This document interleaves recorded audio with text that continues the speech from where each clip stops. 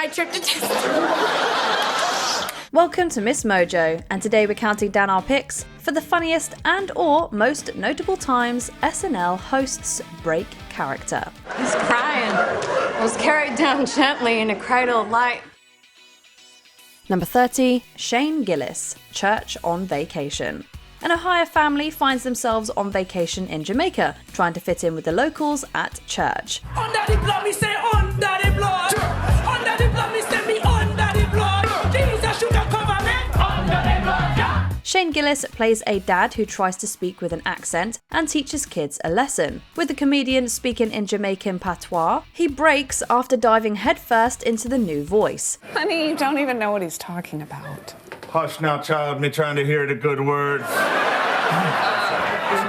was that? I don't know, let me worship. Gillis seems to stop and realise what he sounds like in a self-aware moment. This leads to some giggling from the comic, with the performer carrying on despite the laughter. Father is right, Jesus was upon the cross, died for our sins, then 3 days later he going to raise up into heaven.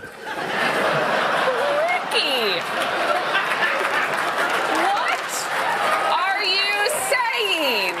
It's a funny glimpse into the host's performance that's even more entertaining given the mix-up.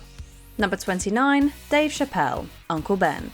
When controversial mascots are being fired, the Allstate guy stands up in protest. Dave Chappelle plays the advertising spokesman and immediately loses it. Now wait a cotton-picking minute, Uncle Ben.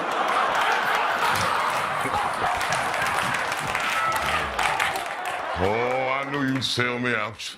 We're not surprised either, considering his deepened voice and outrageous lines. He does find a way to compose himself, but it doesn't last long because Count Chocula shows up. Chappelle breaks character again to point out Pete Davidson's features, causing even more laughter. Look at those big chocolatey lips behind them fangs. Big old fat lips. Seriously, America. Look at Pete Davidson's lips. The comedian is having so much fun here that you almost forget that you're watching network TV. His loose energy might derail the scene, but it also gives it two of its funniest moments. Some Italian, then we'll put you on some spaghetti, you chocolate. All right, that's enough. You're all fired except for Allstate guy. Thank you very much. Number 28, Keegan-Michael Key, The Muppet Show. Ever wonder what would happen to Statler and Waldorf in the real world? This take on The Muppet Show sends two aggressive security guards after the hecklers with hilarious results. Finally, something entertaining is happening. Hey, shut up. Not gonna tell you again, fellas. Just shut up. What happens next is up to you. Keegan-Michael Key and Kenan Thompson attack the characters, resulting in some breaking from both comedians. To be fair, the puppeteering is so real that it's hard not to laugh at it. Key's intense performance stops for a moment as a Muppet cowers in fear. Just over here being disrespectful. Yeah, just drink some water, man, and cool off. Okay. Yeah, okay.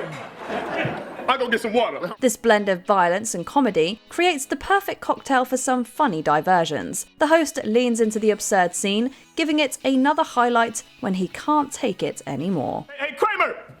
Kramer! What? Hey, Kramer!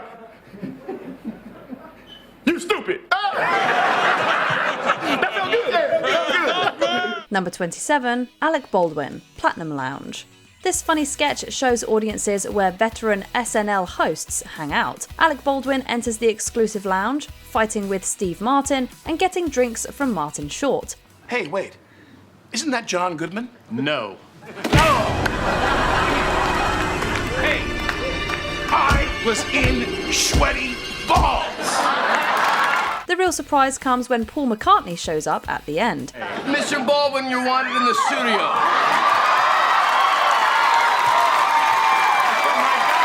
With what looks like to be a genuine reaction, Baldwin can't believe he's standing next to a Beatle. A mixture of shock and pure happiness washes over his face. At that point, he's clearly loving the moment, as McCartney takes in the applause break. It is Paul Simon. I gotta run. Hey, great to see you, champ. You gotta run. You too. We would have loved to trade places with the actor for a surreal scene. Number 26, Kieran Culkin, Cancelling Cable. For anybody who's tried to cancel their cable subscription, this scene might be a little too accurate. Oh, I'm so sorry to hear that. Before we begin, would you like to add a telephone landline to your current package for $12.99 a month? No, I'm good. I just need to cancel the cable. Kieran Culkin's character tries to break free from his contract, gets transferred, and finally speaks to Spectrum itself. The Succession star covers his face as Bowen Yang's character speaks. Hi, who is this? I am Spectrum. The source, the nexus, the provider. This last-minute twist breaks Culkin thanks to Yang's ridiculous voice, forcing him to hide his reaction. The entire concept is hilarious without the added effect of the host losing it. Not only does this sketch have a funny build-up, it also features an enjoyable mistake from its lead performer. May I interest you in 6 months of free Disney Plus to keep your service? No, just cancel it. As you wish. Enjoy your new Spectrum landline. Number 25, James Franco, Spelling Bee. Thanks to a disturbed moderator, this spelling bee is anything but normal. Your word is berate. Could you use it in a sentence? Berate. I'm dead inside because my stepfather used to berate me with insults. James Franco's character gives contestants increasingly strange answers to their questions. This culminates in the actor having to say, "little pig boy," with a straight face. When trying to give the specifics of the phrase, Franco can't hold it any longer. Mistress hates her little pig boy. I'm her dirty little pig boy. Please stand on me with your boots on. Little pig boy. Pete Davidson also breaks in another funny moment from this sketch. The host delivers the definition and country of origin, but he's still full of smiles. Country of origin? Little pig boy comes from the dirt. He's a weaselly little mud grub who needs to be stood on. Little pig boy. It's even more hilarious that the lead performer has to be serious, making it even better when he starts to crack. Number 24, Scarlett Johansson, Hollywood Dish with Scarlett Johansson. During an interview, actress Scarlett Johansson endures the wrath of two excited journalists. Kristen Wiig and Bill Hader's interviewers eventually get crazier with a spit take. Just tell us how excited you are for the next and probably final season of The Jersey Shore. You know, I've never seen the show, so... With slushy flying everywhere, the entire cast laughs at the resulting chaos. The Black Widow star's reaction shot finds her hiding a smile. If we're trapped in the scene with two comic geniuses, we'd probably be doing much worse. Hader and Wiig try desperately to keep going and trip up their co-star in the process. You have great skin. What is your secret? Well, I make sure I never go to bed with makeup on, and I live for sunblock and... It's a glorious mess that you have to see to believe, with everyone involved having the time of their lives. I cannot believe I came on this stupid show. I swear I'm gonna fire my publicist. Thank you for a junky time. Oh, she was cool. She is so cool. Cool chick. I wanna hang out with her. Number 23, Jeff Goldblum, Space, The Infinite Frontier, Dr. Kent Waller.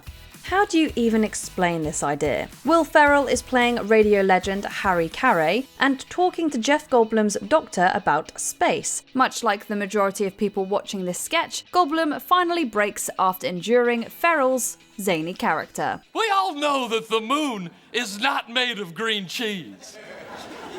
Yes, that's true, Harry.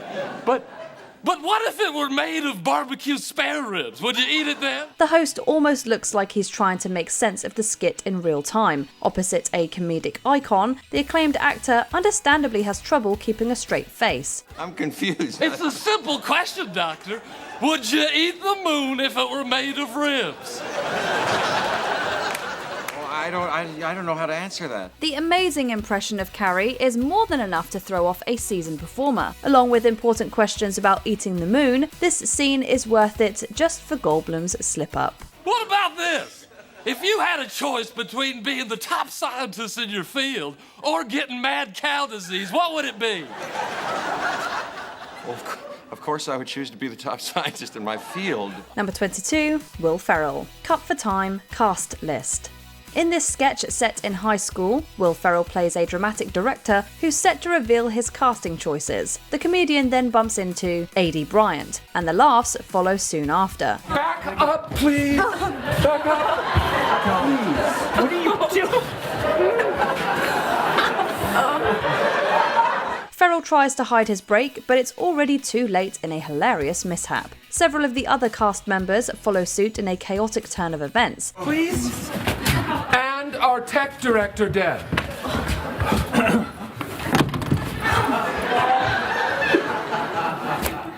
This is gonna be a delight, but I was promised new gels, so stay tuned. It doesn't help that the host's every move is funny, putting his co-stars on edge the whole time. Even former SNL legends crack up, giving this amusing look at theatre kids even more replay value. Yes.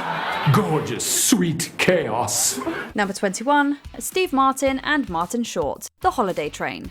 You don't need to know the film White Christmas to enjoy this wacky sketch. Well, I'm glad I sat with you three. You seem like a fun group. You know what? We are fun. Thank you for noticing that. Steve Martin and Martin Short are two passengers on a train, breaking into song to talk snow. Martin starts into his off-key verse and sends Short for a loop. Both comedians begin to crumble, with the latter even motioning to his ear in a funny bit of improvisation. We've never seen it. Not in person, anyway.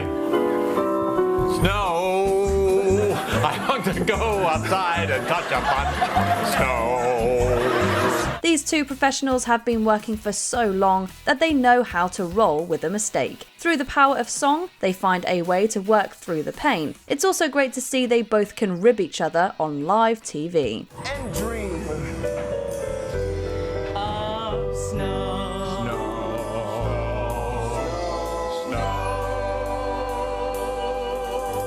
Number 20, Brittany Murphy, The Leatherman. A sketch starring notorious breaker Jimmy Fallon and some ill-timed sound effects sounds like a recipe for chaos. And that's exactly what a sketch from this episode gives. Can I get you into some leather? Well, these are kind of nice. Oh, these are fabulous, actually. Murphy plays a customer interested in purchasing a pair of snakeskin pants. She really sinks her teeth into the comedy and leans into the ridiculousness of the scenario. And props to her, she lasts far longer than we could have, especially once Horatio Sands enters the scene. Choo-choo!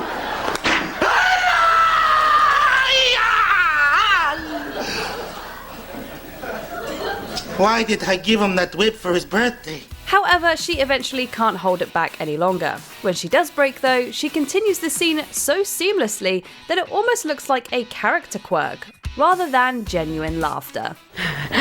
Maybe leather isn't right for me. Number 19, Maya Rudolph, Super Showcase Spokesmodels. Given Rudolph's experience as a former SNL cast member, you might assume she'd have keeping a straight face down to a fine art. And sure, that might be the case, until she's paired up with Kristen Wiig. It's a real all-in-one! When she returned as host and co-starred in this particularly memorable skit as a game show spokesmodel, the results were downright tumultuous and utterly hilarious. Their exaggerated accents and ridiculous prizes are enough to make anyone chuckle. That's a chicken man guarantee. If your mom likes chicken, you might like chicken! Hader and Wiig are visibly struggling to keep their composure along with Rudolph. However, it's Wiig's antics on the golf cart that properly set her off. Not only does Wiig break the set, but she breaks Rudolph too. That wasn't supposed to happen. Number 18, Jonah Hill, Benihana. Few things are funnier than a kid with an old soul. Just ask Jonah Hill. He plays Adam Grossman, a 6-year-old who seems possessed by, to quote the actor, a Catskills comedian. Can I get you folks something to drink? Cup of Joe for me, sweetheart, please. And I like my coffee like I like my nannies. Black and bitter. I'm kidding, I'm 6! I'll take a fruit punch, neat. In this segment of the recurring sketch, Adam goes to Benihana with his nanny, Lily, played by Leslie Jones. Hill is absolutely hysterical as the overconfident, chatty child, so it's hardly surprising that not only does he make Jones break repeatedly, but he can barely hold it together himself. You're giving me nothing here. It feels like pulling teeth without a string. How about got some chef tricks that'll lighten the mood. He goes above and beyond to bring this colourful character to life, and he does such a stellar job that even he can't help but laugh. I have no idea what that means, but redemption song! It is excellent! Number 17, Drew Barrymore. The love-ahs with Barbara and Dave. Barbara, what brings you to the prestigious Wellesley Arms? The usual.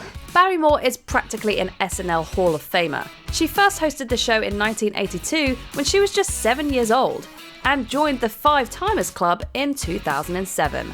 However, as this sketch proves, experience means nothing when something is just that darn funny.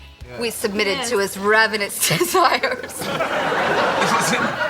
As the three of us became one with the great eagle spirit. Let's be honest, Will Ferrell entered this sketch determined to crack up his scene mates, and he succeeds. In fact, his and Rachel Dratch's commitment to their characters make it impossible to remain poker-faced. Just look at Barrymore's expression. By the end of the sketch, she can no longer contain her laughter, and who can blame her? Lava.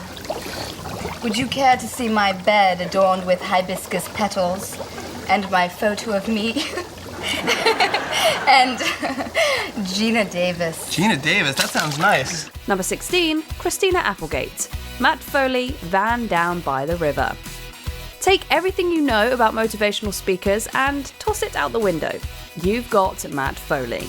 With every clunky movement or emphatic cry of, "And I live in a van down by the river," Chris Farley knew how to make everyone cackle, and the cast was no exception. According to David Spade, Farley hid some of his character quirks, like readjusting his pants until the live show, with the likely intention of surprising and breaking his castmates. He succeeded. Well, Lottie frickin' da! Spade and host Christina Applegate can barely hide their giggles, and the more physical Farley gets, the more they struggle. We imagine Matt Foley could still hear their laughter down in his van by the river. Oops-a-daisy. By God. We're gonna have to clean that up later. Number 15, Bill Hader. Girlfriend's Game Night. When you think of SNL actors breaking character, we imagine this springs to mind. John Mulaney would famously add new jokes at the last minute to make Hader break as Stefan. In one particular occasion, he whispers in his ear, making him fall apart completely. Thank you, Sean. However, arguably the highlight of Hader's hosting stint was Girlfriend's Game Night, where he plays Horace, the older husband of Cecily Strong's Jeannie. Horace isn't quite in control of his wheelchair, providing ample hilarity. Slow, Horace. Slow, Horace. Horace. Slow, Horace. As he tries to back up part of the set, Melissa Villaseñor moves with him. Naturally, this makes everyone crack up. Hader tries hiding his laughter behind Strong, but he isn't fooling anyone. You should be ashamed of yourselves. This one. Which woman is your friend? Number 14, Margot Robbie. Actress Round Table. Sometimes a skit hits a little too close to home. On Margot Robbie's only time hosting the show so far, one of the skits she did was a spoof of an actress's round table discussion, featuring Robbie doing a fairly good Keira Knightley impression. Thank you. Actually, so great to be here supporting women in film. The other cast members are also playing younger, real actresses, all except for Kate McKinnon, who is playing a fake actress named Debette Goldry, who is much older and worked during the golden age of Hollywood. It's a pleasure to be alive. The gag is that while all the younger actresses give standard, fairly boring answers, Debette tells totally wacky, often inappropriate stories from long ago in her career. Poor Robbie has a tremendously hard time not laughing at her, but hey, it's hard not to laugh at Kate McKinnon. You girls know how it is. No, we don't. Is that a thing that happened? Number 13, Justin Timberlake, The Barry Gibb Talk Show, Bee Gees Singers. If anyone has proven themselves to be an SNL all-star, it's Justin Timberlake. To join the Five Timers Club, you can't be a slouch in the comedian department. Welcome to the Five Timers Club. We've been expecting you, Mr. Timberlake. Wow. Smoking jacket?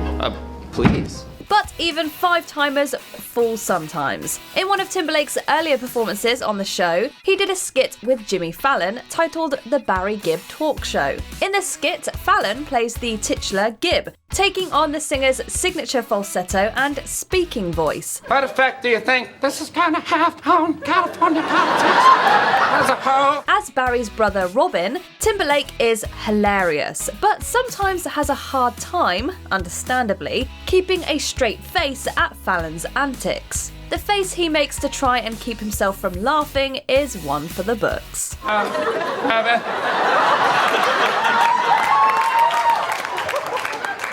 Do you have anything to add? Number 12, Candice Bergen. Extremely stupid. Flubbing your lines in a sketch featuring a PSA-like message from the Right to Extreme Stupidity League might seem like bad timing, but it's incredibly funny. You know, we all can't be brainy like Fern here. Cast member Gilda Radner plays Fern. Or is it Lisa? Whatever her name is, she's a few cards short of a full deck. Her friend, played by the host, tries to point this out, only to mess up the line. You're not too bright, are you, Fern? I mean, whatever your name was. Bergen can barely keep it together after that. But when Radner seemingly ad-libs a couple of references to the gaffe, she loses her cool entirely. Extremely stupid people are discriminated against all the time. And I should know, and so should Fern, because we are extremely stupid people. And it takes some time until she's able to regain her composure. We can't think of a more perfectly timed flub. Number 11, Pedro Pascal. Lisa from Temecula. I guess I had 2 bones in my basement. That's so crazy. What are the odds? Ego Wodum gave the most as Lisa from Temecula in this season 48 sketch. Her all-in commitment as the bold, no-nonsense, yet blissfully oblivious Lisa is next level. But when she starts soaring away at her extra well-done steak, host Pedro Pascal can't even hide his laughter, chortling away as openly as if he was sitting in the audience. I'm about to tear this thing up.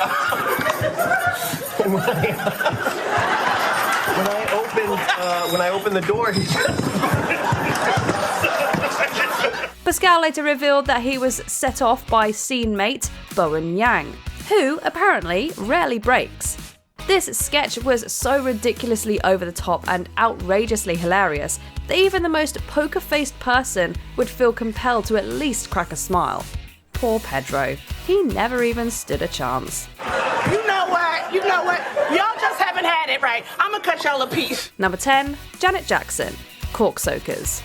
To Janet's credit, it's pretty hard to watch this sketch and not crack a smile. This is where the final step in the bottling process happens, where we prepare all the corks for all the bottles of Brunello that you saw earlier. Jimmy Fallon, Horatio Sanz, and other members of the SNL cast play a group of Italian winemakers who are teaching a group of tourists about their craft. I've always actually wondered about that. How do you cork the bottles? Excellent question, my bella. Through the sketch, they all take turns saying the words cork soaker multiple times in very thick Italian accents. We'll give you a few moments to figure out what that sounds like. I love soaking a cork. I could soak a cork all night long if they let me. I would have soaked 2 corks at once.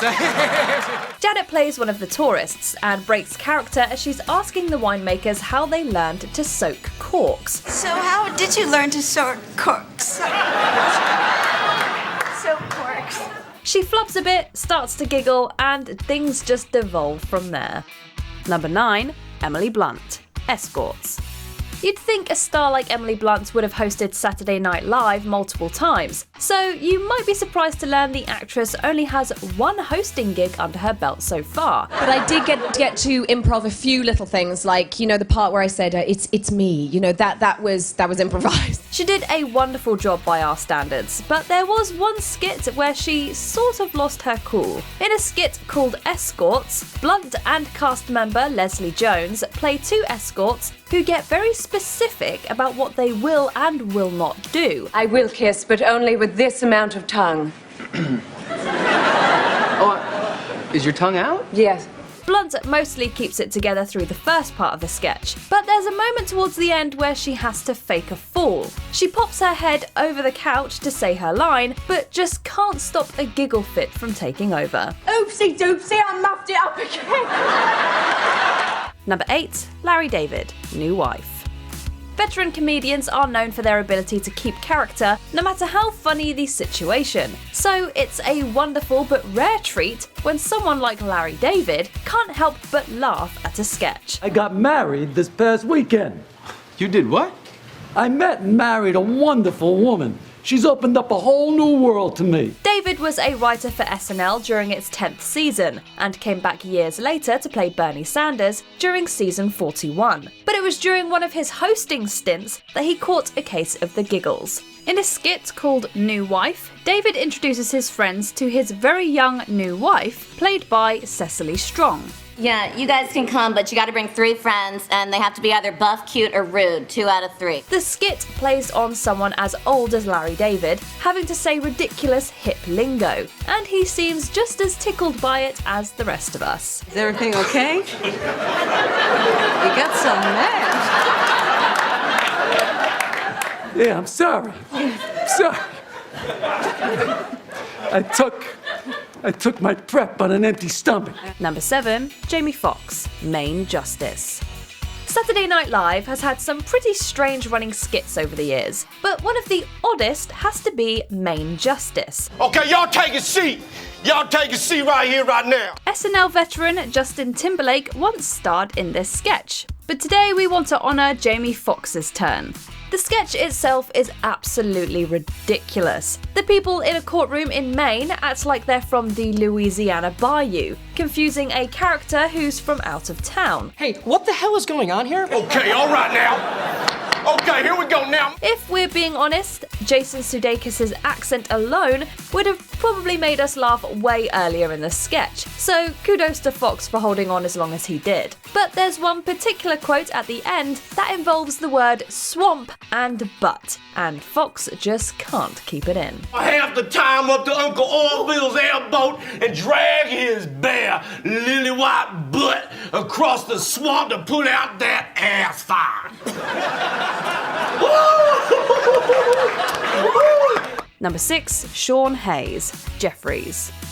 Not many actors are well known for a singular character as Sean Hayes is, but Jack from Will and Grace is one of the most indelible sitcom characters of all time. Okay, that's interesting. You'd think maybe you could have told me this, I don't know, before I packed up my entire life? So it makes sense that Hayes would be given a character semi-similar to Jack on his Saturday Night Live stint in 2001. Think Jack, but a little more hipster. In this skit, Hayes and Jimmy Fallon play a couple of sales clerks at a store called Jeffries, who mock and belittle every customer who comes in. What? This is a genuine Looney Tunes jacket.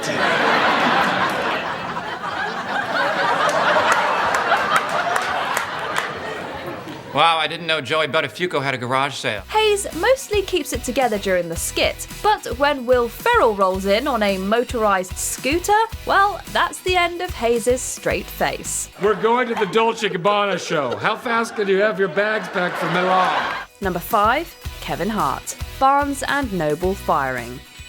And once again, we get a veteran comedian who can't quite keep it together. But to Kevin Hart's credit, this Barnes & Noble sketch is one of the funniest the show has produced in its later years. Hart plays a manager at a Barnes & Noble store who has to fire one of his employees. Unfortunately, I'm gonna have to let somebody go today. Yeah, right! Oh, what? We know you think it's us! Yeah, you nerds hate us because we work in the cafe! Thinking they're on the chopping block, Cecily Strong and Bobby Moynihan begin insulting their co-workers within an inch of their lives. Trenton! Oh! Why do you always look so wet? Why?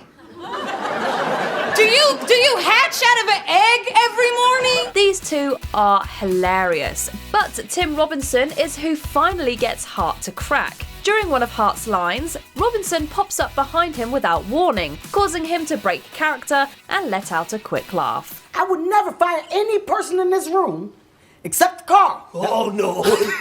Except for Carl. Reason being, he's old, he's useless. He's just that good to me. Sorry, Carl. Sorry, Carl. You gotta go.